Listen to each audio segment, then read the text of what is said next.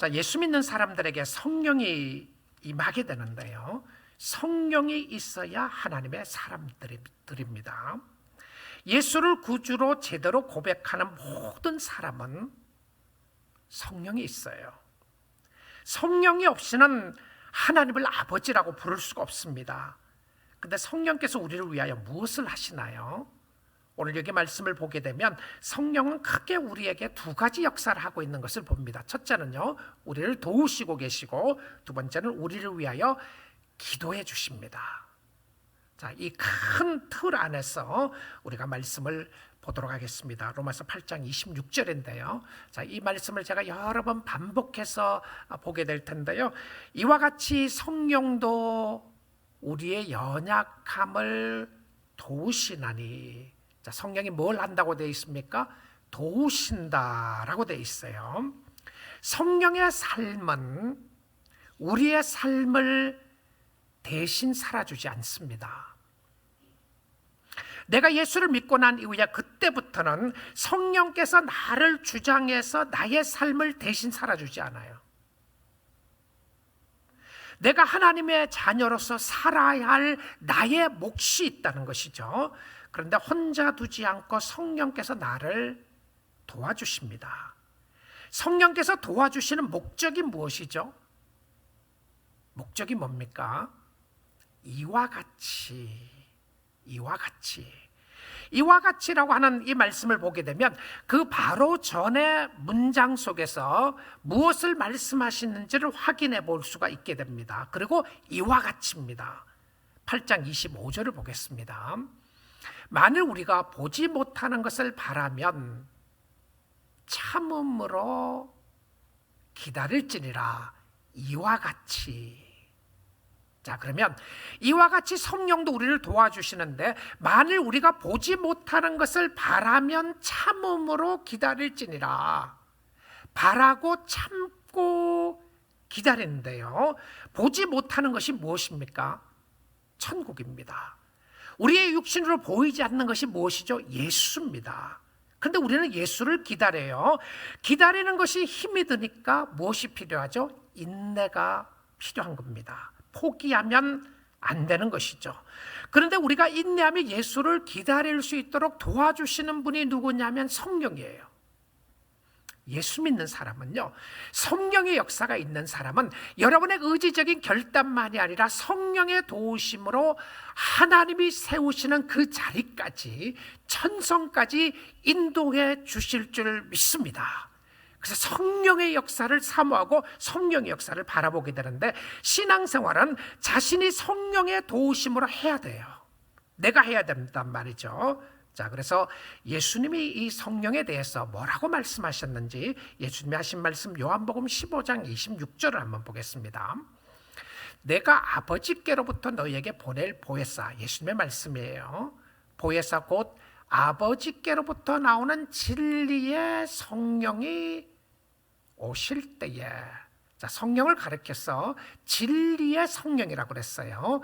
그리고 그 성령을 가르쳐서 뭐라고 되어 있느냐 하면 보혜사라고 되어 있습니다. 여기서 나오는 보혜사라고 하는 말이 카운셀러입니다. 카운셀러. 여러분, 카운셀러는요, 상담가죠. 상담가. 여러분, 힘들고 어려울 때 상담가를 찾아가시나요? 우리 한국 사람들은 상담가를 잘 안 찾아가시죠. 그런데 요즘 2세들이나 미국에 사는 사람들은 상담가 찾아가는 것을 자기의 삶의 펄트라고 생각합니다. 누군가의 도움이 필요하다는 것이죠. 그래서 상담가를 찾아가요. 자, 카운셀러를 찾아가면 카운셀러가 묻습니다. 어떤 일로 오셨습니까? 무슨 일이 있습니까? 물어봐요. 그러면 카운셀러의 앞에 이제 상담 받는 사람이 쭉 자기의 이야기를 설명을 하고 이야기를 합니다. 그리고 1시간 동안 주로 대부분 상담가의 이야기보다는 상담가는 그 사람의 이야기를 잘 할 수 있도록 도와주고 몇 마디를 하게 되죠. 그런데 상담가의 역할은 아무리 훌륭하고 좋은 상담가라고 할지라도 카운셀러는 그 사람의 삶을 대신 살아줄 수가 없어요. 나 죽을 것 같아요. 그래요? 내가 대신 당신을 위해서 살아줄게요. 그렇게 하지 않습니다. 그는 감정적으로 개입하는 것도 조심하고 감정적으로 개입하지 않으려고 하는 모습을 보여주는 것은 그 사람의 삶을 대신 살아줄 수 없기 때문에 그래요. 자, 놀랍게도 우리가 예수를 믿고 난 이후에 우리의 삶은 굉장히 수동태가 될 때가 있습니다. 하나님의 인도하심 속에는 수동태가 좋은 부분이지만, 그러나 우리가 성령의 역사하심 가운데 성령은 나로 하여금 내가 하나님 앞에 가까이 갈 수 있도록 도와주는 역할을 한다는 거예요. 근데 이 성령은 하나님의 진리의 영이라고 이야기를 하는데 성령이 어떻게 도우시는지 한번 보겠습니다. 요한복음 16장 23절입니다. 예수님이 하신 말씀인데요, 예수님이 계속 16장 13절에 이렇게 말씀하세요. 그러나 진리의 성령이 오시면, 이 진리의 성령이라고 하는 이 의미 속에 우리가 또 볼 수 있는 것은 무엇이었냐면 거짓의 영이 있다는 것이죠. 여러분, 세상에 거짓 영이 있습니다. 교회 안에 거짓 영들이 있어요. 사단의 영들이 있는 거죠. 그런데 성령은 진리의 영입니다. 그런데 진리의 성령이 오시면 그가 너희를 모든 진리 가운데로 어떻게 한다고요? 인도하시리니. 자, 성령은 어디로 인도하십니까? 여러분이 성령의 사람이라면, 성령의 역사가 있으면 그 성령은 반드시 여러분을 어디로 인도하냐면 진리 가운데로 인도하십니다. 성령은 결코 거짓된 방향으로 인도할 수가 없어요. 하나님, 내가 주의 뜻대로 살고 싶습니다. 어떻게 사는 것이 주님의 뜻입니까? 내가 정말 주님을 사모하고 주님의 인도하심을 바라고 성령의 역사를 바랍니다라고 기도하면 성령은 반드시 여러분을 진리 가운데로 인도하신다고 되어 있어요. 자, 그런데 내가 미혹에 빠졌습니다. 유혹에 빠지고 미혹에 빠져서 자꾸 딴 길로 가서 쓰러지고 넘어지고 하는 역사가 있었다고 생각해 보십시오. 그런데 내가 잘못된 길로 가서 쓰러지고 넘어지고 하는 일 가운데는 성령이 그곳으로 인도하지 않아요. 여러분, 성령이 여러분들로 하여금 죄짓게 인도하지 않는다는 것 아시나요? 성령은 결코 여러분을 죄짓게 인도하지 않아요. 그러면 내가 죄를 짓는 것은 내가 미혹에 빠져서 짓게 되는 것이지 성령에 이끌려서 죄를 짓는다, 그럴 수가 없어요. 그럴 수가 없어요. 그 성령께서는 오직 들은 하나님의 말씀을 가지고 역사한다고 되어 있습니다. 예를 든다면 성령은 성경에 없는 새로운 계시를 여러분에게 주지 않습니다. 장래일을 말한다고 해서 비밀을 알려준다는 의미가 아니라 장래일은 예수 그리스도가 구주심을 알려주는 것인데요, 성령은 결코 성경에 없는 것을 깨닫게 하지 않아요. 자, 어느 날 여러분이 이렇게 생각해 보시면 됩니다. 내가 꿈을 꿨는데 하나님이 나타났어요, 꿈에. 그래서 하나님이 뭐라고 그러셨냐면, 예수 그리스도가 한 달 후에 너에게만 알려주는데 너만 알고 있어라. 한 달 후에 내가 갈 거다. 들었어요. 똑똑히 듣고 보았어요. 자, 근데 그게 성령의 역사라고 말할 수 있겠습니까? 없습니다. 왜 그렇죠? 성령은 결코 성경에 없는 이야기나 성경에 없는 이야기 가운데 컨트라딕되는, 반대되는 계시를 결코 주지 않아요. 여러분, 성령께서는 우리에게 하나님의 말씀 가운데로 가까이 가게 도와주시는데 성령은 왜 성도들을 돕죠? 왜 도우시나요? 자, 로마서 6장 26절을 다시 보겠습니다. 이와 같이 성령도 우리의 무엇을 돕는다고요? 여러분 성경 가지고 계시면 이 부분을 줄쳐 놓으시고 잘 보십시오. 무엇을 도우십니까? 연약함을 돕는다, 이렇게 되어 있습니다. 자, 성령이 무엇을 돕는다고요? 성령의 목적은 우리로 하여금 인내하게 하신다고 그랬습니다. 성령의 목적은 우리로 하여금 하나님 앞에 서게 한다고 그랬는데 성령이 우리를 왜 어떤 상황에서 도우시느냐 하면 우리의 연약함을 도와준다, 이렇게 돼 있어요. 자, 우리가 강하면, 내가 영적으로 강하다고 생각을 하면 나는 누군가의 도움이 필요 없습니다. 강한 사람은 다른 사람의 도움을 필요로 하지 않아요. 연약한 사람들이 도움을 받게 되는데 여러분, 연약함을 알 때에 성령의 도우심을 간구하게 되는 것입니다. 같은 죄를 반복해서 짓는 것은 여러분이 약하다고 하는 사인입니다. 여러분이 좌절하고 절망하고 낙심하는 것은, 신앙에 절망이 많은 것은 여러분이 약하다는 사인입니다. 여러분, 우리 가운데 저는 확실하게 말할 수 있습니다. 저를 비롯해서 여기 있는 여러분 모두가 나는 영적으로 아무 도움 없이 강하다고 말할 사람 한 사람도 없습니다. 그렇지 않아요? 저도 약한 사람이에요. 저도 절망하고 낙심합니다. 힘들 때가 있어요. 육신적으로 어려울 때가 있고 아플 때가 있습니다. 마음이 아플 때가 있고 영적으로 하나님의 임재하심이 느끼지 못하는 그런 상황이 갈 때가 있어요. 근데 우리가 왜 약하죠? 왜 약합니까? 환난 때문에 약합니다. 고난 때문에 그래요. 고난의 유익이 있지만 고난을 통하여 나를 보게 할 때의 유익이 있는 것입니다. 힘들 때에 사람들이 기도를 하죠. 신을 찾습니다. 예수 믿는 사람들도 그렇고 믿지 않는 사람도 그래요. 그런데 예수 믿는 사람은 나의 연약함을 고백하는 사람입니다. 하나님, I need you, Lord. 내가 당신의 도움이 필요합니다. 내가 당신의 도움이 없이는 살 수가 없습니다. 우리가 약할 때 세상의 힘을 빌려서 강해지는 것이 성도가 아닙니다. 성도가 약할 때에 의지해야 할 것은 성령의 역사입니다. 오늘 여러분이 기도했음에도 불구하고 내일 넘어지시나요? 오늘 감사했음에도 불구하고 내일 가서 불평 원망이 가득 차시나요? 여러분, 여러분의 진정한 도움은 예수 그리스도이고 성령입니다. 친구도 중요하고 돈도 중요하고 교회도 중요합니다. 그러나 여러분 자신에게 오늘 필요한 도움은 성령의 역사입니다. I'm going to help you. 너가 약할 때에 내가 너를 도와줄게. 너는 내가 아니고서는 일어설 수가 없어. 여러분, 영적인 약함이 왔을 때에 누구를 의지하시나요? 무엇을 의지하십니까? 오늘 아침 시간에 영적으로 약해지고 어려워질 때에 오직 예수 그리스도를 의지할 수 있기를 주님의 이름으로 축복드립니다. 8절 말씀 보도록 하겠습니다. 이것이 내게서 떠나가게 하기 위하여 내가 3번 주께 기도합니다. 하나님, 이 가시를 옮겨주시면 좋겠습니다. 하나님이시여 이 가시를 없애주시기를 원합니다. 하나님이시여 살아계십니까? 이 가시를 해결해 주시기를 원합니다. 이렇게 3번 기도한 게 아닙니다. 응답 주실 때까지 했다, 이 표현이에요. 그러면 이 응답 주실 때까지가 바울의 기간이 얼마나 걸렸는지 모릅니다. 이게 몇 년 걸렸는지, 예수를 믿고 난 이후에 구원의 역사를 체험하고 살아계신 하나님을 다메섹 도상에서 예수 그리스도를 만나고 난 이후부터 줬는지, 아니면 그 가시가 고린도 후서를 쓸 때까지 가지고 있었던 거는 확실한데요, 해결 안 됐잖아요. 근데 얼마나 오랫동안 있었는지 몰라요. 기도합니다. 자, 기도 응답이 하나님이 나타나게 되었어요. 9절입니다. 나에게 이르시기를, 주님이 답을 주셨어요. 내 은혜가 네게 족하도다. My grace is sufficient for you.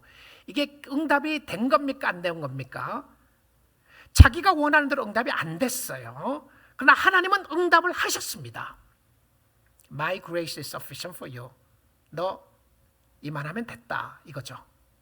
그런데 이만하면 됐다, 너에게 임한 은혜가 너무 크다, 이만하면 됐는데 된 게 뭐가 된 겁니까? 하나도 된 게 없어요. 하나도 된 게 없다는 의미 속에 무엇을 말하고 있습니까? 가시가 해결이 안 됐다는 것이죠. 이는 내 능력이 하나님의 능력입니다. 약한 데서 온전하여 짐이라 하신지라. 그러므로 내가 도리어 크게 기뻐함으로 나의 여러 약한 것들에 대하여 자랑하리니 이는 그리스도의 능력이 내게 머물게 하려 함이라. 바울이 약했습니다. 바울이 연약했어요.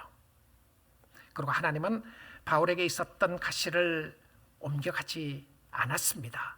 그런데 그는 크게 기뻐했다고 그럽니다. 왜냐하면 하나님의 능력을 체험할 수 있었으니까. 자, 성도는 하나님의 능력을 체험하는데 그 능력을 체험하는 것이 때론 우리의 연약함 가운데 올 때가 많이 있습니다. 약함 가운데 오는데요. 자, 그 다음에 10절 보도록 하겠습니다.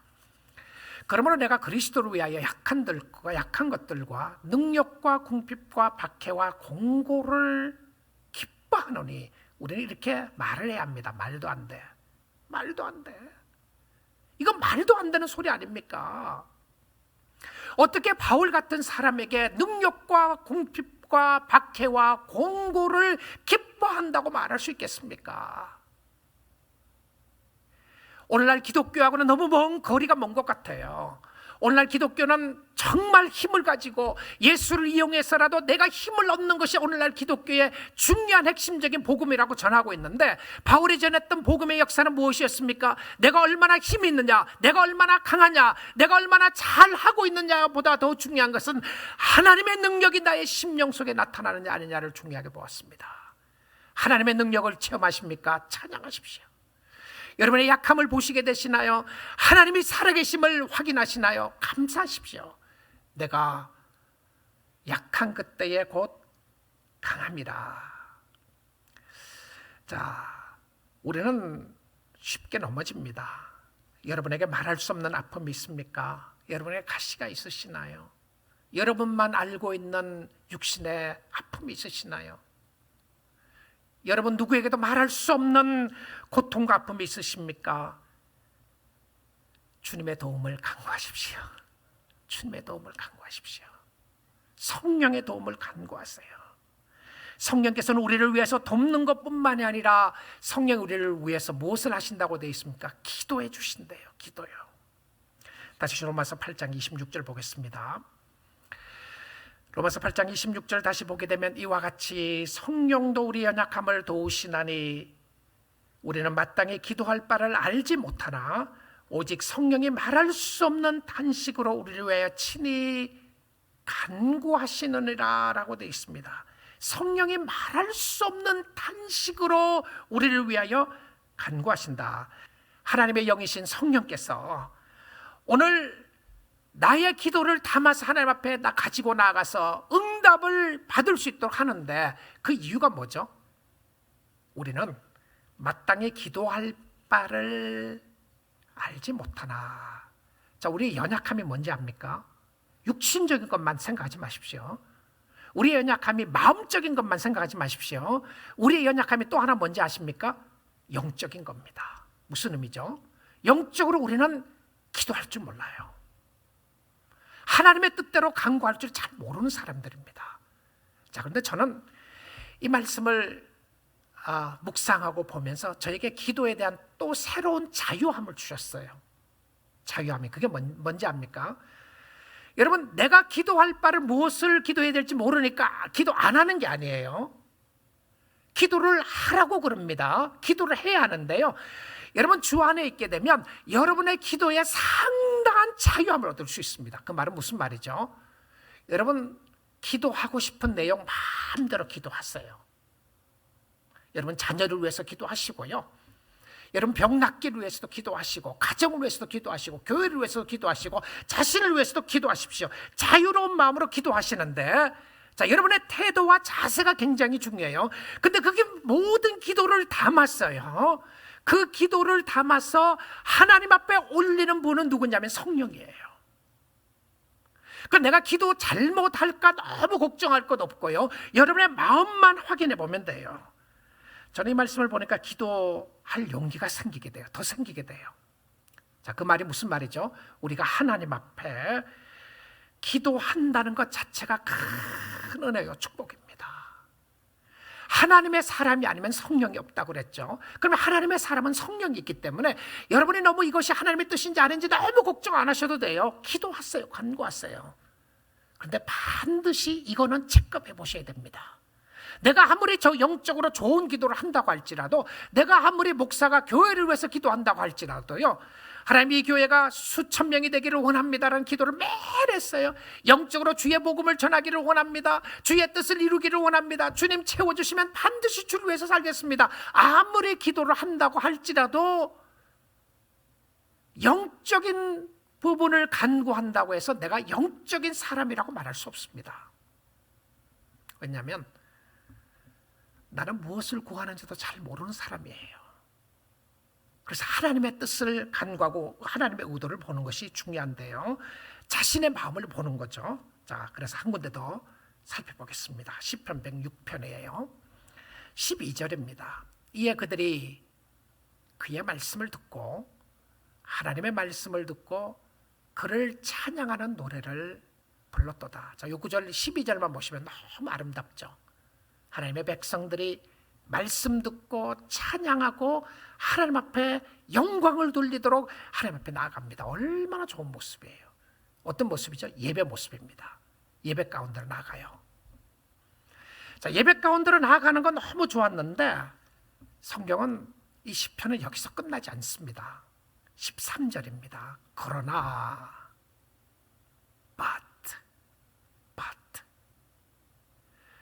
그들은 이스라엘 백성들은 그가 하나님이 행하신 일을 곧 잊어버리며, 자, 하나님이 베풀어 주신 구원입니다. 우리에게 문제가 뭐죠? 하나님이 하신 것 잊어버려요. 그래서 설교를 통해서 하나님이 하신 일을 리마인드 시키는 것이 중요한 겁니다. 하나님이 어떤 분이신지 말씀을 통해서 지속적으로 다시 생각해 보셔야 돼요. 하나님이 하신 일을 잊어버리며 그 다음에 뭐예요? 그의 가르침을 기다리지 않았다. 다 두 가지 문제가 있어요.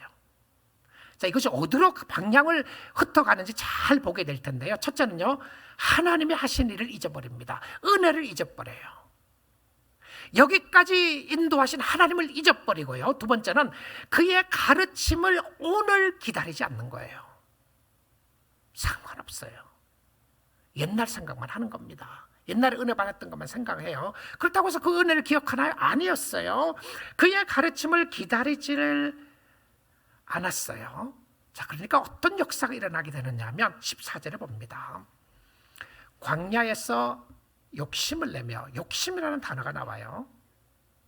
그 다음에 두 번째는 사막에서 하나님을 시험하였도다라는 단어가 나옵니다. 첫 번째 단어는 욕심이라는 단어가 나오고요. 두 번째는 시험이라는 단어가 나와요. 자, 하나님을 잊어버리고 하나님의 말씀을 기다리지 않으면 반드시 우리의 심령에는 어떤 역사가 일어나는지 압니까? 욕심이 생겨요. 나의 마음에 욕심이 생긴단 말입니다. 근데 욕심을 크게 냈다. desire이죠. desire요. 나의 욕심입니다. 나의 욕구예요. 그리고는 하나님을 시험했다. 하나님을 시험했다는 말이 무슨 말인지 압니까? 진짜 하나님을 믿을 의도가 없는 거예요. 하나님이 살아계신다면 이 기도 한번 들어봐 주세요. 하나님, 나 고쳐주세요. 하나님이 살아계시면 한번 고쳐주세요. 근데 정말 믿는 게 아니고 하나님 시험하는 거예요. 반석에서 물이 난다고요? 말도 안 되는 소리 하지 마십시오. 이 돌덩이에서 무슨 물이 납니까? 그리고는 비웃었어요, 하나님에 대해서. 그리고는 시험하기 시작합니다. 그럴 수 없다. 하늘에서 무슨 만나가 떨어지냐? 그럴 수 없다. 시험하는 거예요. 테스트하는 겁니다. 다 디자이어리 너무 컸고 그 다음에 테스트를 하게 됩니다. 아, 참, 여러분, 기도 응답 받아서 내가 잘 가고 있다고 생각하면 착각입니다. 다른 이야기를 하면 기도 응답 받지 말라고 하는 의미가 아니고요, 여러분의 생각대로 너무 잘 가는 거예요. 그런데 하나님의 뜻과는 상관없이 잘 돼요. 하나님의 뜻과는 상관없이 잘 되는데 그때 돌아보셔야 합니다. 어떤 모습이 있는지 한번 볼게요. 15절입니다. 그러므로 여호와께서는 그들이 요구한 것을 그들에게 주셨을지라도, 자, even though God answered their request, their petitions, 요구한 것을 그들에게 주셨을지라도, 자, 내가 하나님 앞에 욕심과 욕망과 하나님을 시험하면서 하나님 앞에 요구했어요. 욕심이 가득 찬 모습으로 요구했는데 그대로 된 거예요. 이루어졌어요. 근데 그때가 정말 영적으로 위험할 때입니다. 때론 하나님이 우리를 내버려 두실 때가 있습니다. 여러분, 하나님의 간섭 없이 내버려 두면요, 우리는 어디로 갈지 몰라요.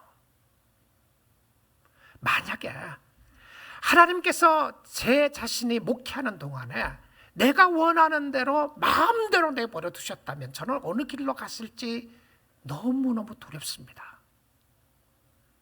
많은 부분에 저를 간섭하셨습니다. 그리고는 내 생각대로 되지 않게 하시고 힘들고 어렵게 하셨어요. 근데 제 자신을 돌아보니까요, 저는 힘들고 어려울 때마다 정말 힘들고 어려웠어요. 목사이기 때문에 아무리 찔러도 안 아픈 게 아니고 힘들고 어려울 때 어려웠는데, 정말 감사한 것은요, 그 어려움이 있을 때 영적으로 하나님이 저를 새롭게 하는 역사를 많이 체험하게 됐어요. 어떤 경우에는 너무 힘들고 어려워서 쓰러져 있는데 말로 형용할 수 없는 힘이 솟아나요. 근데 저는 이것은 제 역사가 아니라고 생각합니다. 성령의 역사였고요, 여러분의 기도의 역사였습니다. 우리 사랑하는 교우들이 저를 위해서 기도하는 기도가 있었어요. 그리고 저는 압니다. 그 기도만이 아니라 성령께서 나를 위해서 기도하고 있었다는 것을요.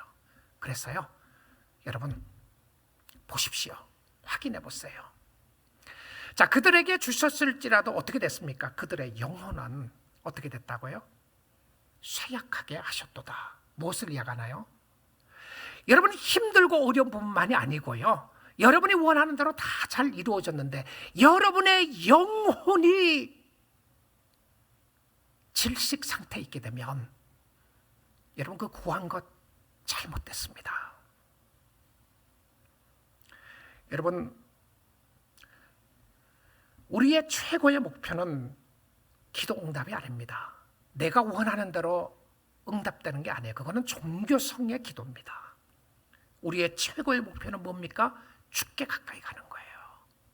주님 의지하는 겁니다. 자신의 배를 채우며 관심이 있었어요. 배가 채워졌어요. 그러나 영혼은 어떻게 됐습니까? 영양실조가 걸렸어요. 오늘날 수많은 미국에 사는 그리스도인들, 이 땅에 사는 그리스도인들 모습을 볼 수 있지 않을까 생각을 해보게 됩니다. 원하는 것 이루었습니다. 가졌습니다. 많이 가졌어요. 육신은 살이 버둥버둥하게 쪘는데 영혼은 메말라 있는 거예요. 영혼은 앙상한 가지밖에 없는 것처럼 열매가 없어요. 영혼이 풍성하지가 않아요. 영혼이 주님을 찾지 않아요. 영혼이 주님을 바라보지 않습니다. 우리 사랑하는 성도 여러분, 여러분의 상황 속에 어떠한 힘들고 어려움이 있다고 할지라도 여러분의 영혼이 주님을 찬양할 수 있기를 주님의 이름으로 축복드립니다. 여러분이 이해할 수 없는 환경과 이해할 수 없는 상황으로 갈 때에 여러분의 영혼이 살찌워지는지, 여러분의 영혼이 절망 상태에 있는지 여러분이 확인해 보십시오. 하나님, 내가 주님을 찬양합니다. 나 같은 죄인 살려주신 하나님 감사합니다. 찬양과 영광을 돌려드립니다. 이거 잘 가는 길입니다. 하나님이 때론 여러분 앞에 시온의 대로를 열어주시는 경우도 있지만 넓고 큰 길을 열어주셨는데 그 길이 주님이 원하는 길이 아니었습니다. 그리고 열심히 가다가 보니까 앞에 베리케이스가 딱 쳐 있는 거예요. 여러분, 뚫고 나가실래요? 아니면 돌아가실래요? 여러분, 하나님의 뜻이 아니라는 것 알았습니다. 그럼 돌아가야죠. 하나님의 뜻이 뚫고 가는 거라고 이야기하는 걸 알았습니다. 그럼 뚫고 가야죠. 그러나 여러분, 때론 하나님이 인도하시는 길은 가시밭길일 때가 있고, 때론 하나님이 인도하시는 길은 사망의 음침한 골짜기일 때도 있습니다. 그러나 하나님이 인도하시는 길이라면 성령께서 반드시 여러분을 인도해 주시고 세워 주실 줄 믿습니다. 오늘도 살아계시는 성령님, 그 성령 죽지 않았어요. 그 성령 떠나지 않았습니다. 사랑하는 성도들에게 영원히 함께 하시겠다고 하는 그 성령의 도우심을 의지하여 여러분 십자가의 길을 걸어갈 수 있기를 주님의 이름으로 축복드립니다. 여러분의 가야 할 길 주님 붙잡고, 주님 손 붙잡고 끝까지 승리하며 주님 따라가는 모든 성도들이 될 수 있기를 주님의 이름으로 축복드립니다.